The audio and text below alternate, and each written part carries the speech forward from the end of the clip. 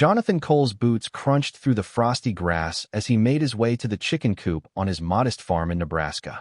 The sky overhead was a soft gray that morning, a hush wrapping around the fields like a knitted shawl. At 68 years of age, Jonathan's back bent with the weight of decades spent tilling the soil, feeding the livestock, and contending with the mercurial Nebraska weather.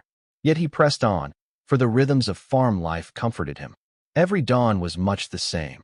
He would rise, rub the stiffness from his knees, don his worn-out overalls, and shuffle out to the barn. A small radio on the windowsill usually crackled with local news or country tunes, a habit he had inherited from his father. On this particular winter morning, he stood in the chill air, watching his breath billow in clouds before him. As he scattered feed for the chickens, his mind drifted to the countless harvests he had seen, the wind storms and the hail, the times of plenty and the years of lean. He remembered how, in his youth, he had dreamt of traveling, but life, as it so often does, had anchored him here. He did not resent it. The farm was in his blood, as deep as any vow he might have made.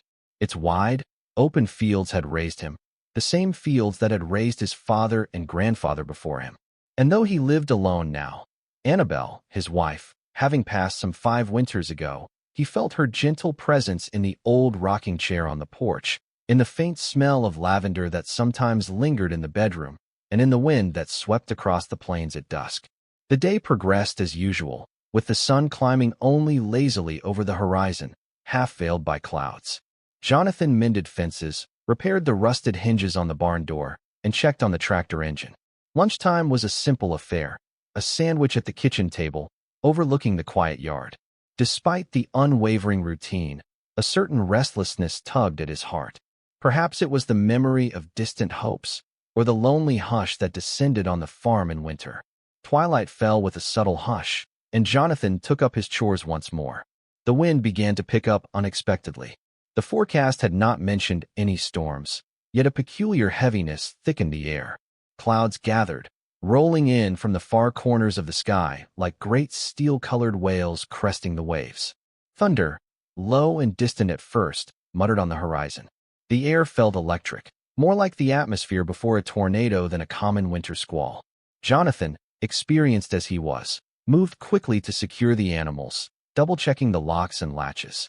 The chickens clucked nervously, huddling in the corner of their coop. The sky darkened further, lit now and then by jagged bolts of lightning. Instead of the sharp dryness of a summer storm, there was something distinctly unnatural about this tempest. The thunder rolled in waves that seemed to vibrate through the ground itself.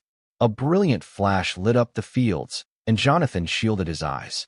He waited for the roar of thunder to follow, but what came was an ear-splitting shriek that set his teeth on edge. It was a sound both otherworldly and vast, as if the fabric of the night had been torn apart. The rain began to pour soon after, heavy drops pelting the farmhouse roof. Lightning danced again, revealing a shape in the distance, something metallic and burning, a sharp contrast to the dark fields. Heart pounding, Jonathan grabbed his flashlight and a heavy coat. For a moment, he hesitated. The wise thing would be to call the authorities. Yet some intuition, some stubborn sense of guardianship over his land, propelled him forward. He stepped out into the raging storm, water drenching his coat in seconds. Holding the flashlight high, he trudged through the muddy yard, each step a half-fight against the wind. The storm whipped about him, the rain slanting at a dangerous angle, lightning turning the landscape a ghastly white for fractions of a second before plunging it back into darkness. The shriek resounded once more, and in its wake came a hissing noise, a mechanical release of steam, or perhaps ventilation from something not of this earth. Jonathan's heart pounded as he approached the far side of his field, near a patch of barren ground where he had let the soil lie fallow for years. Through the unrelenting sheets of rain, he finally saw it clearly, a crashed object, larger than any vehicle he'd ever laid eyes upon, half buried in the soaked earth. Sparks arced along its broken hull, which looked as though it might have once been seamless and smooth, shaped like an elongated teardrop. Now, however, it was dented and scorched, as if it had endured unimaginable heat.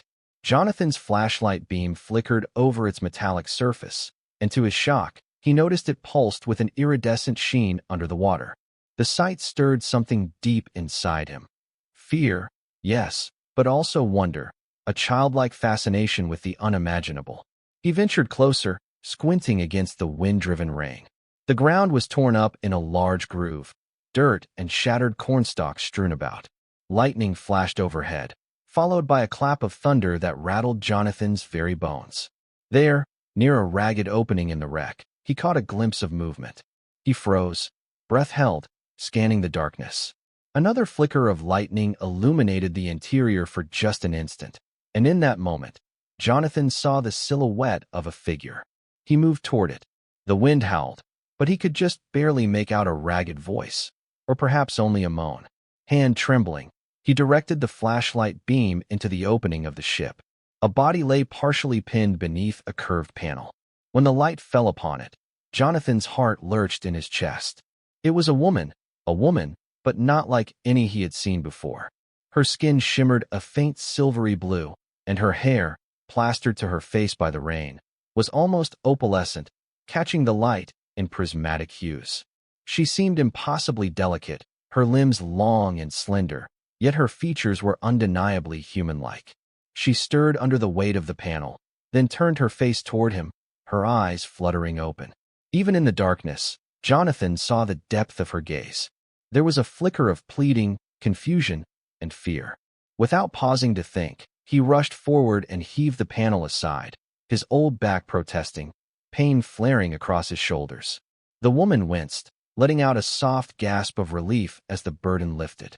She spoke, her voice barely audible over the storm, in a language Jonathan could not understand. It was melodic, tinged with a faint tremor, but there was no mistaking her desperation. She clutched at her side, and Jonathan saw that she was injured. Dark, shimmering fluid seeped between her fingers, intermingling with the rainwater. He knelt beside her, ignoring the thunder overhead, ignoring the broken, flaming wreck of this otherworldly craft. Carefully, he slipped one arm beneath her shoulders and the other under her knees. She was surprisingly light, as if gravity held less sway over her. With considerable effort, Jonathan stood, carrying this strange visitor back toward his farmhouse. Lightning continued to flash, thunder cracking like cannons in the sky. He expected at any moment that the local authorities, or perhaps the military, would arrive, but the storm was so fierce and the roads so deserted that the only presence to witness this extraordinary event was the old farmer himself. He trudged through the mud, slipping twice, the woman in his arms letting out soft whimpers of pain. The sound tugged at his heartstrings. He had no idea who or what she was, only that she needed help, and that fate had placed him in her path. In the old days, he'd grown up hearing, "Always help a stranger in need." He supposed that wisdom extended even beyond the confines of this world. At last, he reached the farmhouse, fumbling with the door. Once inside, he set her gently on the worn couch in his living room. The storm raged on, wind rattling the windows. Jonathan flicked on the overhead light, and the interior was flooded with warm, yellowish glow. The woman blinked against the sudden brightness, her strange eyes reflecting the light in quicksilver sparkles. Jonathan hurried to fetch towels, blankets, and his rudimentary first aid kit. He knew he was ill-equipped to handle such wounds, especially for a being whose biology might be vastly different from his own. Still, he could not stand by and do nothing. Carefully, he pressed a clean towel to the gash along her side, noticing that her silvery blue blood was thick, almost luminescent, but it smelled faintly of iron. He cleared his throat, speaking in a low, gentle tone. "Can you understand me? I don't know if you can hear, but you're safe here. I won't let no harm come to you." She stared at him, her eyes flitting around the small living room cluttered with old farm knickknacks and photos of Jonathan and Annabelle. Her breathing came in soft, rapid gasps, and she groaned again, her face contorting with pain. Despite her obvious suffering, there was a fierce intellect behind her gaze, as though she were taking in every detail, trying to piece together her new surroundings. Jonathan did the best he could, wrapping bandages around her torso once he had cleaned the wound with warm water. She trembled under his touch, but did not resist. Her lips parted, as if trying to form words. Then, in a voice no louder than a whisper, she spoke, this time in halting English. each syllable shaped with effort. Help, she managed, her tone trembling. Must hide. Urgent, they track me. Jonathan's heart raced at the implication. He pressed gently on the bandage, staunching the blood flow. It's all right, he replied, keeping his voice calm. You're safe here. No one's going to find you, I promise. Her eyes fluttered closed, either from exhaustion or pain. Jonathan, sensing that she was drifting into unconsciousness, hurried to find more blankets and a pillow to cradle her head. He stoked the fire in the old fireplace to chase away the chill, occasionally glancing at the window to see if any strange lights or vehicles approached. But only the storm greeted him, its fury unabated. Once he was sure she was secure, he made a shaky phone call to the local sheriff's office. It rang and rang, then the line died. The storm must have knocked out the connection. The electricity itself was flickering, and he feared the power might cut off at any moment. With no other options, Jonathan settled in for a long vigil, determined to watch over this mysterious being through the night. Hours later, near dawn, the storm finally relented.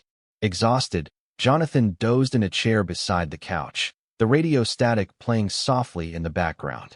He dreamt of roaring winds and bright lights from the sky, of voices calling out in languages he couldn't comprehend. Then, with a jolt, he woke to the sound of movement from the couch. The woman, alien, stranger, visitor, was sitting up, propped against the armrest. She looked at him with something akin to curiosity, or perhaps gratitude.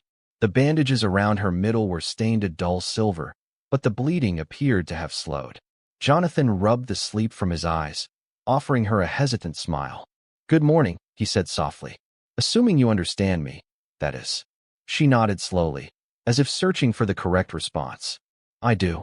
I learn, quickly, she whispered, her voice still wavering. He tried to hide his astonishment. That's good. You had me worried for a while there. How are you feeling? Her gaze flicked to her side. Weak. In pain. But alive. Grateful. Her English was broken, yet each word seemed carefully chosen, as though she pieced together the sounds from memory. Jonathan released a breath he hadn't realized he was holding. I'm Jonathan Cole. This place here, it's my farm.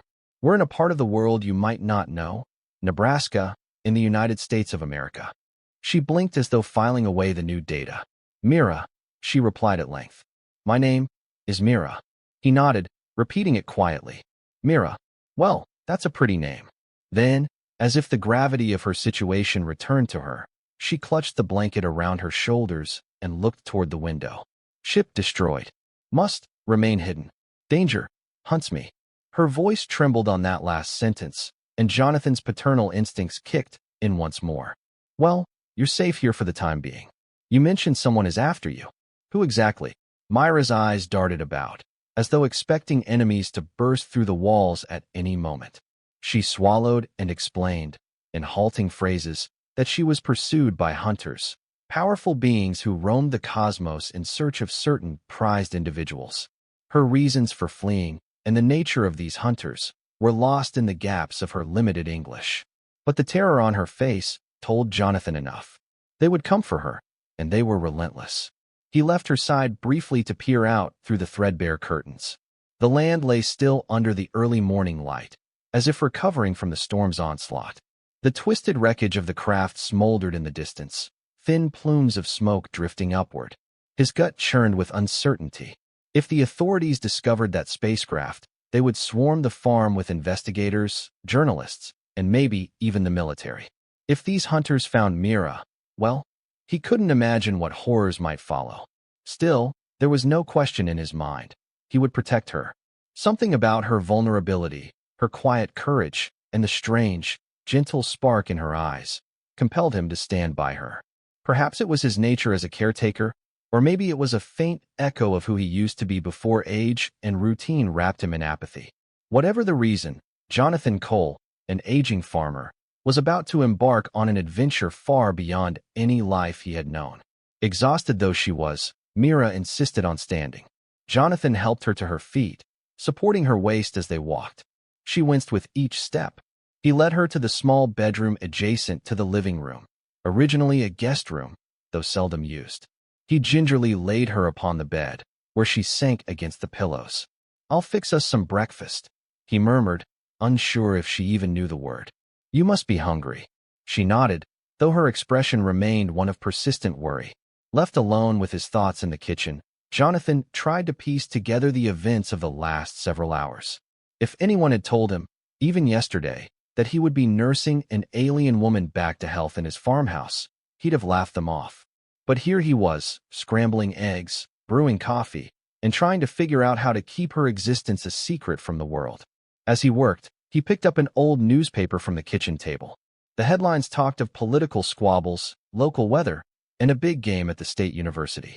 How small and trivial such concerns seemed now, compared to the vastness of whatever lay beyond Earth's borders. Jonathan felt a strange thrill in his chest. He had once dreamed of traveling, exploring the unknown. This was it, wasn't it? The unknown had come to him instead. He only hoped it wouldn't bring danger down upon his head. Carrying a tray of eggs, toast, and coffee, the best he could do in the moment, Jonathan returned to the bedroom. He found Mira awake, her gaze fixed on the small window, the morning sun catching the highlights in her silvery hair. Carefully, he placed the tray on the nightstand. She reached out with trembling hands, touching the plate before lifting a small bite of egg to her lips. She grimaced slightly at the taste, then swallowed. Different, she said, voice still soft. But good. He chuckled. That's my cooking for you. She took another bite, then sipped the coffee, wincing at its bitterness. She set the cup down and turned to Jonathan. Her eyes, bright as newly polished coins, settled on him with both gratitude and lingering fear. You are kind, she whispered. Your name? Jonathan. Thank you. He waved a hand, feeling a flush of embarrassment. Don't mention it. Couldn't just leave you out there in that wreck. For a moment, neither spoke. The morning light bathed the room in a gentle glow, and outside, the farm seemed almost peaceful again. But tension hung in the air, fragile as a spider's web. Both were acutely aware that what had transpired was beyond comprehension, and that the consequences of Mira's arrival were yet to unfold. Rest, Jonathan said, sensing her fatigue. We'll figure this out, together. She nodded, sinking back against the pillows, eyes heavy with exhaustion. Jonathan lingered, watching as she drifted into a fitful sleep, her alien features still strangely mesmerizing. He closed the bedroom door softly, heart pounding with a mixture of fear, curiosity, and resolve. That day, Jonathan gathered a few supplies from the barn, doing his best to remain inconspicuous. The roads remained empty, likely due to the storm damage. In the distance, black clouds still hung low, but the fiercest winds had subsided. He ventured closer to the crash site, mindful of any onlookers, but saw no cars, no helicopters. Approaching the wreck cautiously, he examined its twisted hull. The craft still shimmered faintly, its alien metal reflecting shades of purple, green, and gold. There were scorch marks and deep grooves in the earth from the impact. If anyone came looking, it would be impossible to hide. But for now, it appeared the storm had masked the crash, the swirling winds and crackling thunder drowning out any unnatural sounds. If there had been an explosion or a massive fireball, it had been lost in the tempest's chaos. Without a single neighbor in sight, Jonathan's nearest neighbor was nearly 2 miles away. There was a chance they wouldn't discover it right away. Time was of the essence, though. Mira had spoken of being tracked. Jonathan could only guess at how such a thing might work. Perhaps the hunters had advanced technology, able to pinpoint her location by her biology or the faint emissions from her damaged craft. He spent the rest of the morning hauling tarpaulins and debris to partially cloak the wreck, hoping to at least delay any immediate detection. When the sun reached its zenith, Jonathan returned to the house, his boots leaving muddy footprints in the yard. He paused, suddenly struck by the sheer normalcy of it all. The chickens pecking at the ground, the farm dogs snoozing by the fence, the squeaky windmill turning lazily. And inside, an alien lay recovering in his guest bedroom. He shook his head in disbelief. He found Mira stirring, her face flushed with fever. Quickly, he fetched a cool damp cloth and laid it across her brow. She seemed grateful, leaning into his gentle care. Her color remained silvery blue, though her cheeks appeared darker, as though her blood vessels carried different pigments than a human's. He pressed a hand to her forehead, feeling her elevated temperature. She murmured something in her own language. Then, after a moment, Repeated in English. Need to heal. Body changes. Must adapt. Jonathan nodded, though he was unsure what she meant. I'll stay with you, he promised. Try to keep you safe. Over the next 2 days, the routine of life on the farm continued, albeit overshadowed by the surreal presence of his alien guest. The storm had passed, leaving the roads open again. Jonathan ventured into town once to pick up extra medical supplies, hoping to mask his worry behind a polite smile and casual conversation about the freak storm. No one suspected a thing, though he couldn't help but feel anxious, imagining the hunters Mira had spoken of could appear at any moment. Mira's mastery of English grew at an astonishing rate. Within those 2 days, she could hold brief conversations, though she struggled with grammar and a broader vocabulary. She explained that her species, which she called the Asturans, possessed a heightened capacity for rapid linguistic assimilation, something in their neural pathways that allowed them to learn languages with minimal exposure. Jonathan found it both awe-inspiring and unnerving, this swift bridging of the communication gap. She also shared snippets of her plight. She had been on the run for months, though she used the term in a more cosmic sense, as timescales among the stars often differ from Earth's day-to-day measure. The ones chasing her were not merely bounty hunters, but part of a clandestine network bent on capturing individuals with unique traits or knowledge. Mira hinted that her biological cycle was nearing a critical point, though she seemed reluctant to delve into detail. Jonathan sensed her embarrassment or perhaps fear, and he did not pry. All he gleaned was that it was urgent, and that her pursuers sought her at this critical juncture for reasons he struggled to understand. The more time he spent in her presence, the more Jonathan was struck by her demeanor. She was brilliant. Her eyes scanned every text, every object in the house with keen interest. She asked about Earth's culture, the languages, the technology, even the farm machinery. She seemed particularly fascinated by the livestock, wondering at the concept of domestication. But beneath her curiosity lay a constant undercurrent of anxiety. She would often start at small noises, glancing out the window as though expecting an ambush. One evening, as the sun dipped below the horizon in a blaze of orange and pink, Jonathan found himself sitting on the porch, the old rocking chair groaning under his weight. Mira stood beside him, draped in one of his late wife's coats, her silvery hair stirring in the breeze. She had insisted on stepping outside, if only for a moment, to feel the fresh air. The sky stretched vast above them, dotted with the first stars of the night. Mira gazed upward, her expression wistful.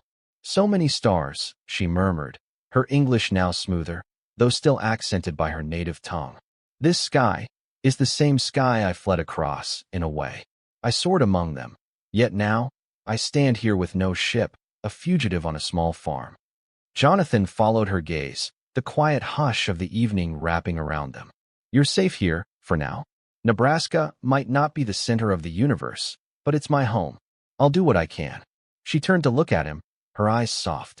You have shown me kindness, Jonathan Cole, a kindness I scarcely believed possible from an unknown race. I wish I could express my gratitude more fully. He cleared his throat, feeling a warmth spread through his chest. Ain't no need for thanks. My folks raised me to lend a helping hand when it's needed. Doesn't matter if you're from the next county or another planet. A small smile tugged at her lips.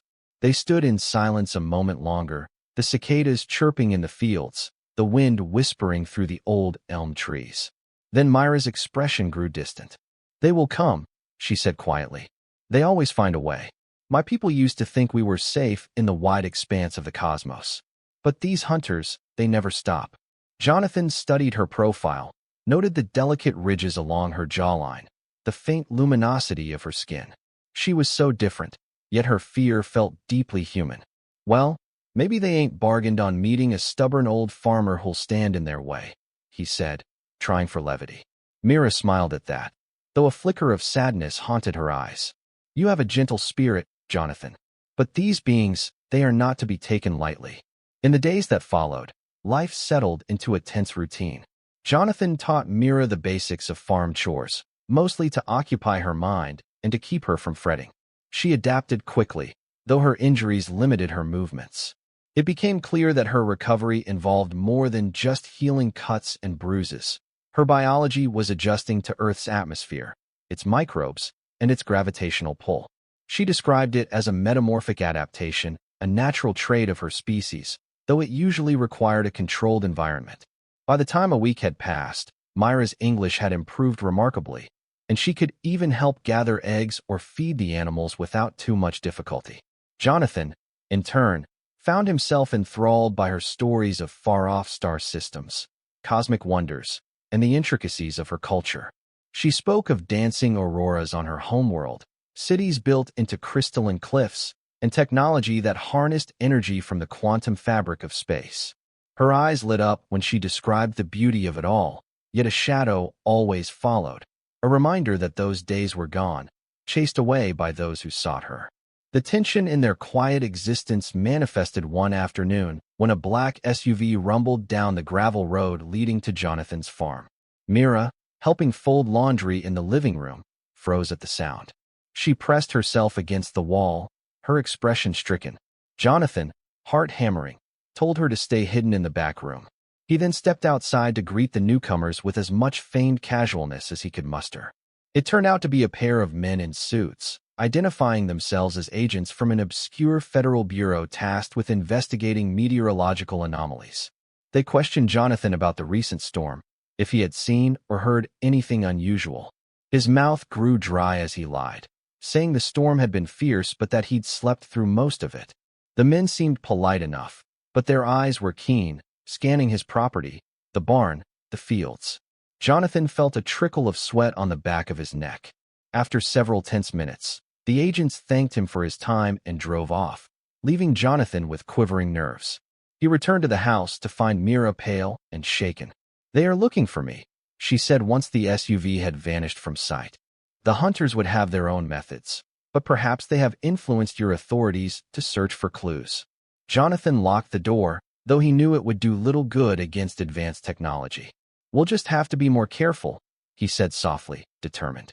In the following days, a watchful calm settled over the farm.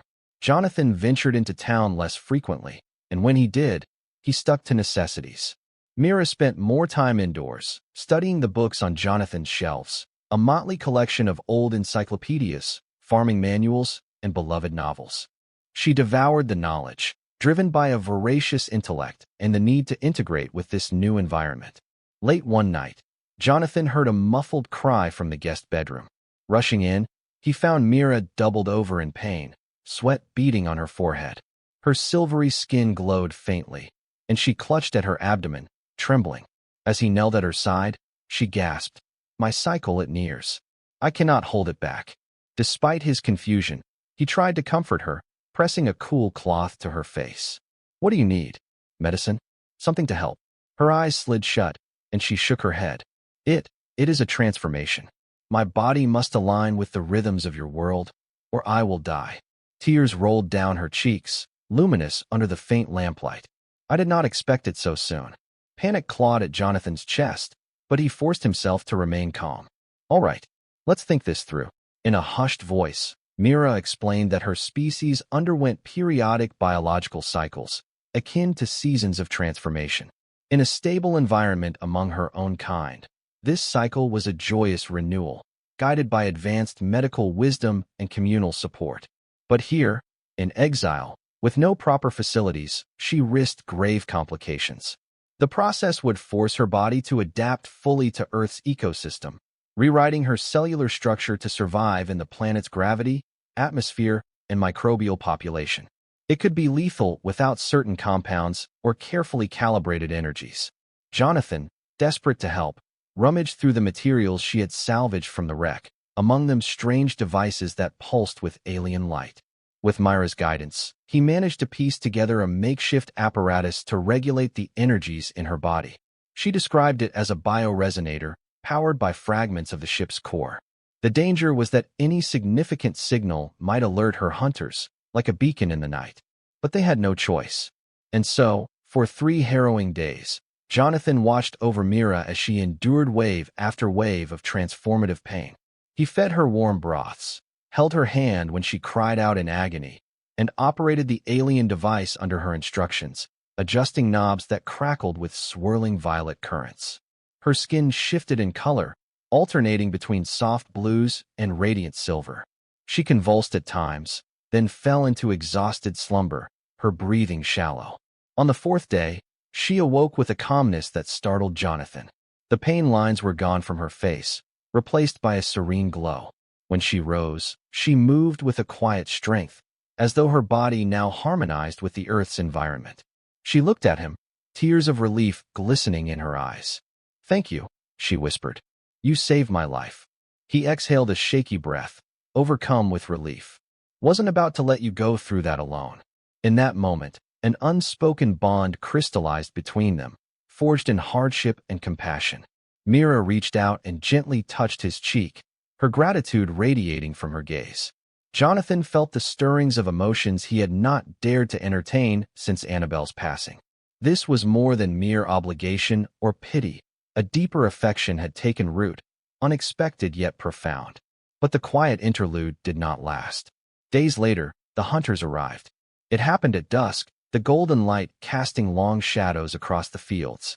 Mira was in the kitchen, helping Jonathan knead dough for bread, an activity she found curiously pleasant. Jonathan stood at the window, wiping his hands on a towel, when he saw a flicker of movement in the distance. For figures glided across the horizon, dressed in dark, sleek suits of unfamiliar design. They moved like phantoms, silent yet purposeful, scanning the area with handheld devices that glowed a sinister red. Jonathan's breath caught in his throat.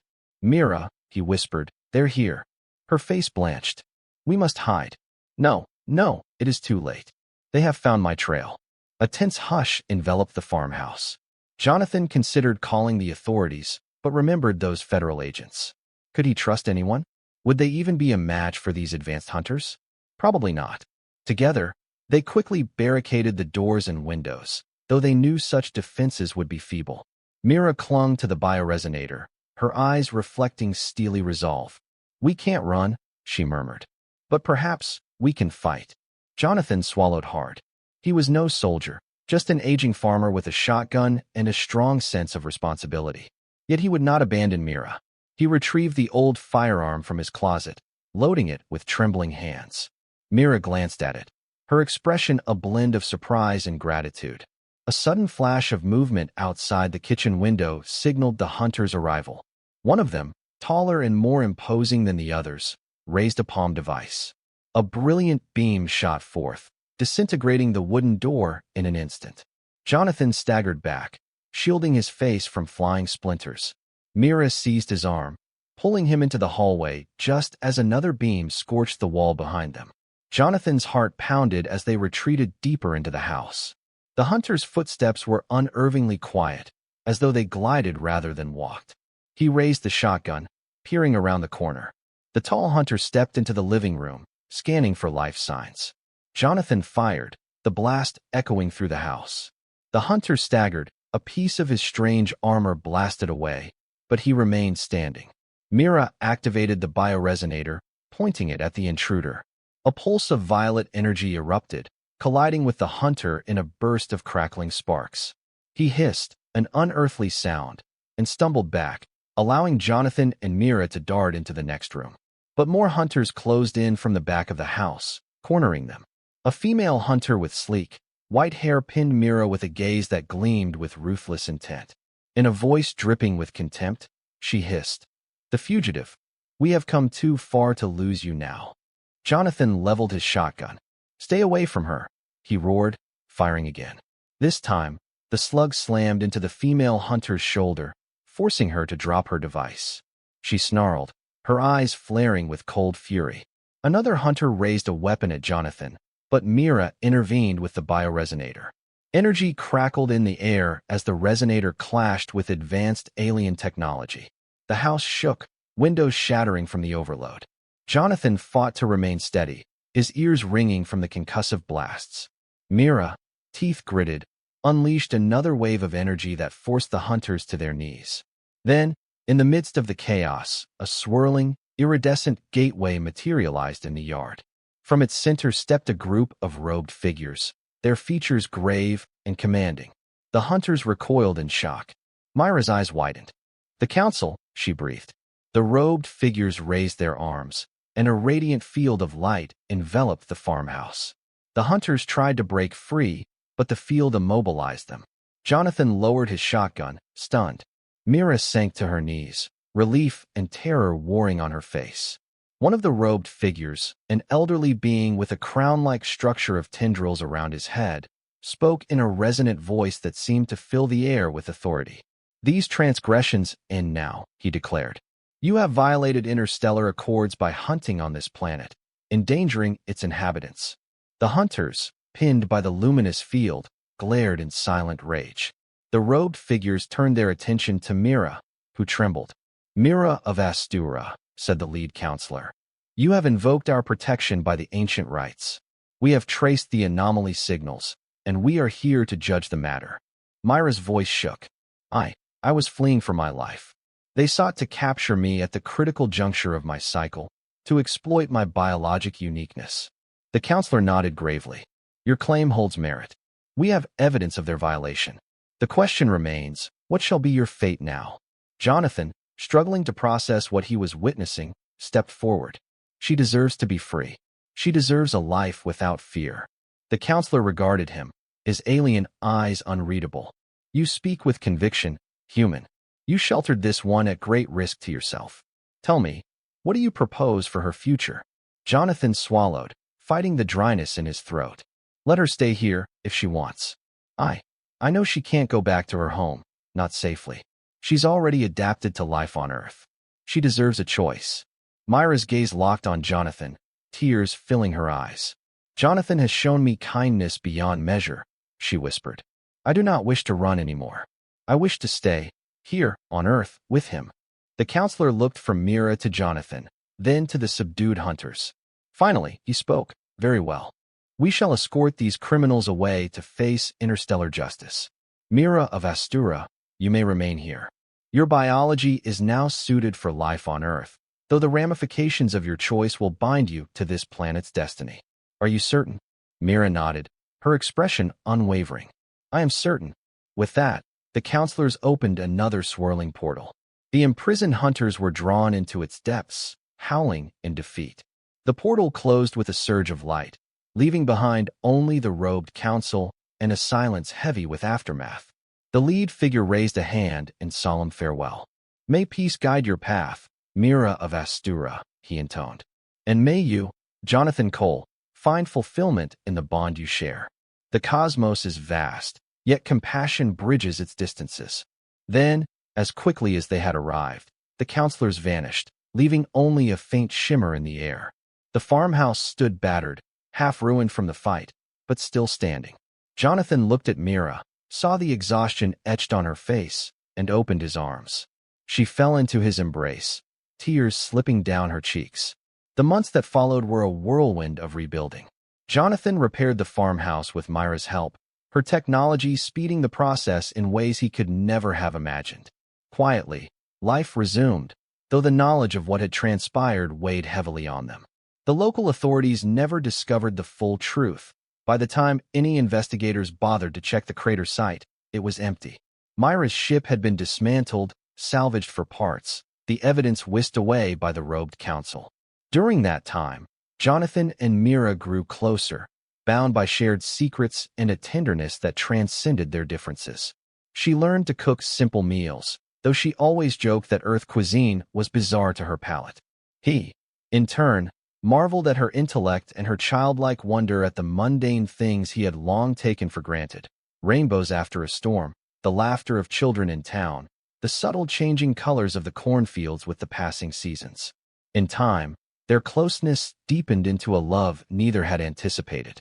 For Jonathan, it was like a spark in the twilight of his life, a chance at happiness he had never dreamed possible after losing Annabelle. For Mira, it was a sanctuary from the terror that had haunted her among the stars. She found solace in Jonathan's steady presence, the warmth of his arms, the unassuming strength he displayed each day on the farm. 2 years slipped by, filled with quiet days and gentle nights. Word spread among the neighbors that Jonathan had a new companion, a distant relative, he claimed, though few ever asked. Mira's appearance changed subtly over time, becoming more human-like as her adaptive process reached completion. Her hair, once opalescent, settled into a soft silver hue. Her skin, though retaining a faint shimmer, now appeared more like a pale hue of a human complexion. Yet the spark in her eyes remained, a silent testament to the cosmos that had birthed her. One morning, she woke Jonathan early with excitement dancing in her gaze. Hand in hand, they walked to the orchard near the edge of the property, the dawn light crowning the horizon in pink and gold. She cradled her belly, a joyous tremor in her voice as she whispered that her biological cycle had shifted once more, this time to create new life. Jonathan's heart swelled at the news, his eyes brimming with tears. At his age, he had never expected to become a father again, but destiny had surprises in store for them. Months passed in a haze of anticipation and tender care. Mira glowed with that universal radiance of expectant motherhood. Jonathan fussed over every detail, converting his old office into a nursery, building a cradle by hand, painting the walls a soft, welcoming color. They visited a local doctor who found Mira's condition unusual but not alarming. Jonathan had carefully fabricated a story about a rare genetic quirk to explain her physiology. When the day came, a calmness descended on the farm. The sky was clear, the fields swaying in a gentle breeze. Jonathan stood beside Mira in their home, holding her hand as she brought their child into the world. For hours, she labored with a quiet determination. The baby, when it finally arrived, greeted the world with a single, delicate cry, a cry that echoed hope and new beginnings. They named her Annabelle, in honor of the woman who had once shared Jonathan's life and now watched, he believed, from somewhere beyond the veil. The child bore her mother's silvery undertones in her skin, though faint, and her father's warm brown eyes. She was beautiful, a bridge between two worlds, cradled in the arms of love. In the years that followed, Jonathan and Mira's family expanded with a second child, a boy they named Orion, symbolizing the cosmic tapestry that had woven Mira's destiny. The farm, once quiet and solitary, now rang with the laughter of children. And if, now and then, the robed council revisited in secret, checking on Mira's well-being or ensuring no hunters lurked in the shadows, Jonathan welcomed them with the gratitude of a man who had found a renewed purpose in life. Thus, the quiet fields of Nebraska bore witness to an extraordinary tale, an elderly farmer who, in an act of compassion, saved an alien woman, unaware of the cosmic complexities entwined with her survival. They formed a union that surpassed the boundaries of age, species, and worlds. And in their unassuming farmhouse, warmed by the love they nurtured, they proved that the power of compassion could stretch across the gulfs of space, bridging hearts that, at first glance, appeared irrevocably different.